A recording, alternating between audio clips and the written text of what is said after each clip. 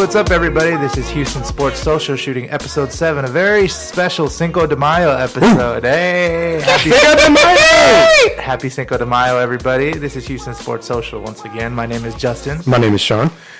Hey, it's your boy Shamwell, a.k.a. Sham Bum, a.k.a. Sham Amazing, a.k.a. The Real Black Panther. What's up, y'all? Let's go. Let's get it, man. Let's go. Come on, man. Let's get it, dog. I'm in playoffs, man. It's playoffs. So we got a good episode for you today. We're going to touch on the Rockets. We're going to touch on the NBA playoffs. We're in the quarterfinals or conference semifinals. Yeah, it's a semi. Just go ahead and say like the semifinals. Same thing. We got Texans talk. We got some NFL talk. And then we're going to wrap it up with Astros talk and just some random stuff going on around the world. So let's go ahead and start with the Rockets game, guys. We're if we're going to talk about the Rockets game, we got to talk about both of them. Oh, we will. Okay. Make sure. Dang, man. So game 2. Let's touch on game 2 for a little bit before we go into game 3. Game 2 was not a good game. Game 2, no one really showed up. There was no sense of urgency. It felt like we were just coasting the whole game because we were comfortable. Only person that really showed out, I feel like, was Capella. Yeah, 22 points? This guy always shows out, man. Yeah, always shows out. Do that, man. We'll touch on Capella. Don't worry. But it just felt like we underestimated them. We got one good game, and we coasted, and we, just took our foot off the gas pedal. And this is not a team you can do that with. Yeah, you got to step on that gas pedal, and you got to go until the tank is empty. Yeah, you can't. Well, in the beginning when they were beating us by, I think, like 19 and 20 in game 2 for the half. I mean, the Rockets came back. They came back within striking distance. But a little too late. A little too late. Yeah, towards the end, they just couldn't get that. Yeah, and it seemed like some of their players, like, we weren't giving them respect. Like, especially Joe Ingles. Like, there'd be so many times. He was murdering y'all. And I understand, like, help defense, and I understand, like, helping a guy and getting off your guy and kind of sagging off and stuff. But Joel Ingles is a shooter. He is. And he's not a bad shooter. Like, you usually sag off, like, the questionable suspect shooters, but he shoots, and he shoots well. Yeah. And they were sagging, and he lit us up. He has a weird release, but it goes in. It goes in. Yeah, it goes in. Hey, as long as it goes in, it really don't matter. And he had 27 points. Yeah. 27 points. At what point do you think, okay, what we're doing is not working, maybe we should, stay on it? But they didn't. From beginning to end, he just kept torching us, and it was not good. Right. I don't know. The Rockets just didn't show up to play that game. I mean, it goes to show you can't get too comfortable. This is the playoffs. Utah. I don't care how good you are. Hell, Golden State lost one. I don't care how good you are. Yeah. Yep. You need to keep your foot on that neck. And you cannot let them up. You cannot let them breathe. Because Utah's a team that'll exploit that. And they did. Exploit that. And it's played it hard, dude. Bro, I didn't think that was going to steal a game. Yeah. At home. It was just one of those nights where a team like that, defensively, they've always shown that in the regular season. Yeah. And that's something that you expected. You're like, man, that's a good defensive team. So they're going to lock you up. They're at least going to try to lock you up. But when it came to Utah lighting us up on the offense, now that's something that I wasn't ready to see. From 3 especially. Yeah. But what it was is that it was just one of those nights where it was just hitting. All cylinders were hitting. And then on top of that, we weren't guarding that well. Mm-hmm. Joe Ingles hitting that much on you shouldn't happen. He's going to get his shots, but you got to limit him to that. Yeah. Exactly. Yeah, and that's exactly what happened The thing is, what happened for them is Donovan Mitchell, I mean, he scored his points, but he wasn't lighting it up like he usually does. But the thing is, everybody else was hitting. But see, that's what I like about Donovan Mitchell, even though he wasn't playing at the pace he usually plays at. Yeah. You know what I'm saying? Like the way he usually plays, but he was fearless. He still kept going. You know what I'm saying? Still kept facilitating the ball, still trying to make plays happen. Yeah, absolutely. And that's what you need to do. If you know you can't make points, you still got to facilitate the ball, try to make plays happen. Yeah. So, Ben Simmons can learn from that. Yeah. Wow. Damn! That was a shot. Damn! Bang, bang! Oh, man, I don't have the sound linked up. Damn it. All right, whatever, next time. I got you. Okay, well, do y'all have anything else to say about that forgettable Game 2 performance? I just don't want to see that type of game again. Ever. I mean, not against Utah. We got to close this out because I feel like, in all honesty, the Warriors, I feel like they're gonna hurry up and beat the Pelicans, dude. Even though the Pelicans won last night, still, I feel like the Warriors are gonna take that. And if we underestimate the Jazz again, we're gonna be taking this game series to 6 or 7, even.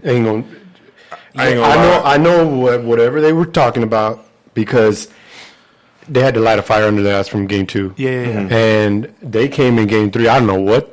It's just like those games, like that 50-point versus the Wolves when they did that. I don't know what they tell each other, but that they need to tell each other that every time. Every single time. Slap each other, do whatever you got to do, and just do all the handshakes they usually do. Yeah. And it was so funny because like after game 2, right? Like they were going.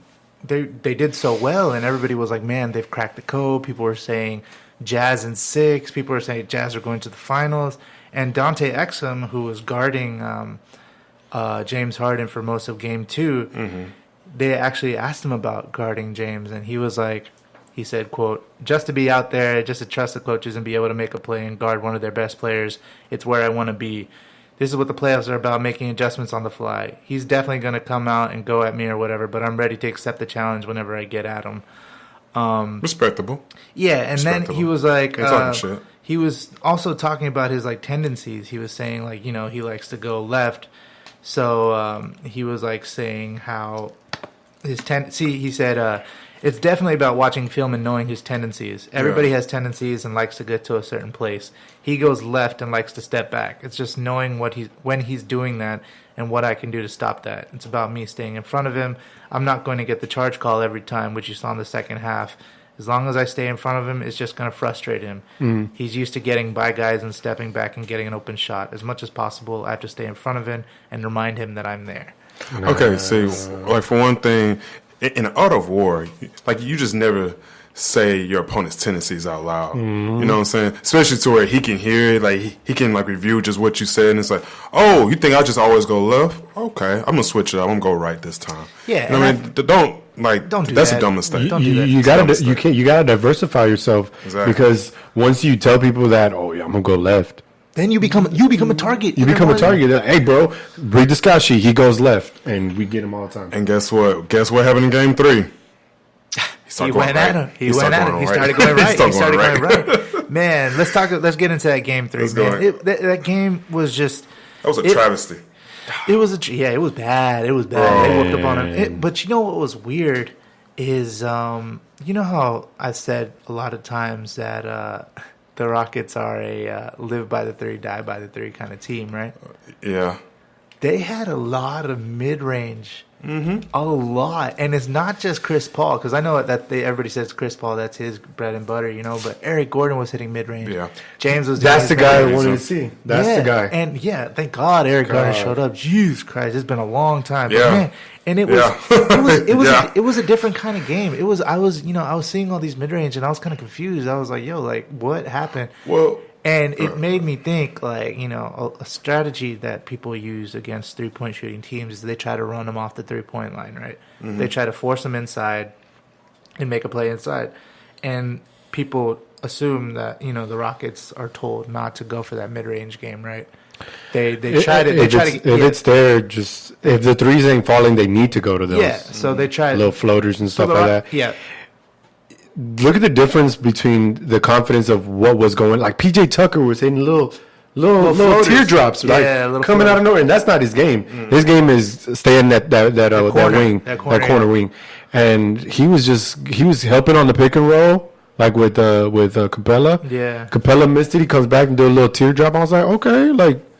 Diversify yourself a little bit. Nice, and we're not a conventional 3-point shooting team. We have other elements to our offense. Exactly. And when you go in your bag and you pull out all that stuff, like it's hard to beat a team like this. Yeah. When you try to throw one tactic at them, and they come back with something else. Yeah, because we know they have tricks in the bag and they do little floaters here and there. But since our report is like, you see that open three, you shoot it. You shoot it, yeah. And that's 3 is greater than 2. So obviously, and that shows adjustments. If something's not working, you have to adjust. And I'm so glad we have a coach that does that, because we've had coaches in the past that don't, that just try to ram the point home, and that ends up being our downfall. Well, that's why we have the Fizelic dude, the coach, the defensive coach. That's what he's there for. Yeah, and then it also brings the point, just like the Rockets have a lot more tactics than just shooting the three. You know what I'm saying? They're shooting three, and besides, they shoot like the most threes out of any team. For sure. And most likely they make most of them.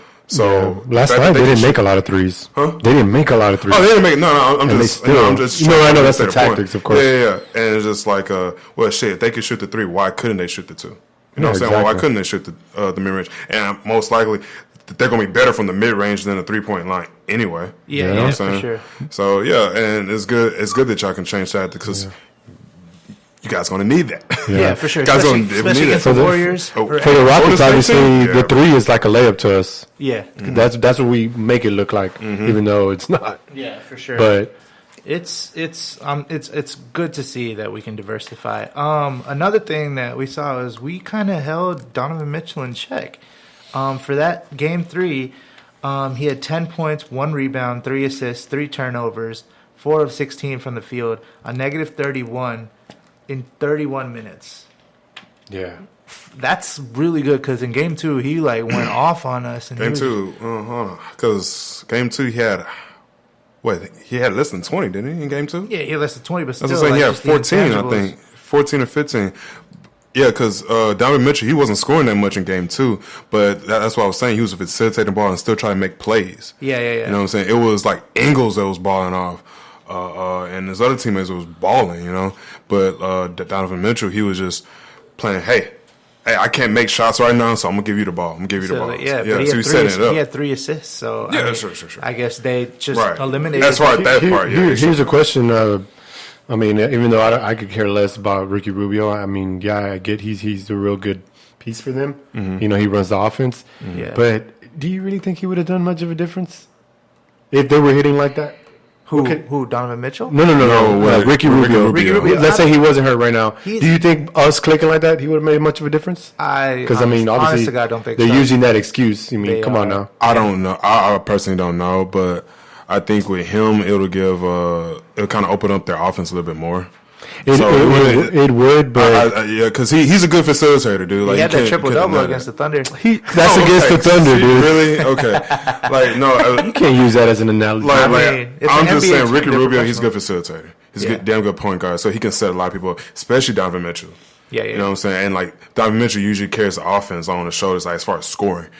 So he can set Donovan Mitchell up, but I don't think it would make much of a difference. I don't think they would have lost by as much, but it's still been. They would have probably lost by 20? Probably 25 points. Yeah, you know what I mean? I guess that's fair to say.